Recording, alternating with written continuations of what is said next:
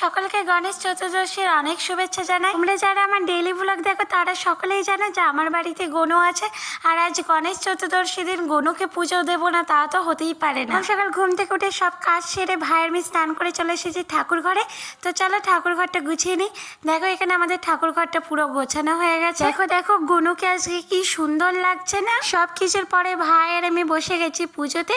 তোমাদের কার কার বাড়িতে গনু আছে, কার কার বাড়িতে গনুকে পুজো দেওয়া হয় অবশ্যই কমেন্টে জানিও। আর আমার বাড়ির গনুকে কেমন লাগছে সেটাও কমেন্টে জানাতে একদম ভুলো না। আমি তো আজ আমার গনুর দিক থেকে চৌকি সরাতে পারছি না, আজ যেন একটু বেশিই মিষ্টি লাগছে। আজ গণেশ চতুর্দশী উপলক্ষে আমার বাড়িতে নিরামিষই রান্না হবে। তোমরা গণেশ চতুর্দশী দিন কে কি খেয়েছিলে সেটাও জানাতে ভুলো না। আর এখনো পর্যন্ত আমার চ্যানেলটি সাবস্ক্রাইব করোনি, প্লিজ সাবস্ক্রাইব করে দিও, তবেই তো তোমরা নিত্য নন্দন ব্লগগুলো দেখতে পারবে। তাহলে চল টাটা, দেখা হচ্ছে নেক্সট ভিডিওতে।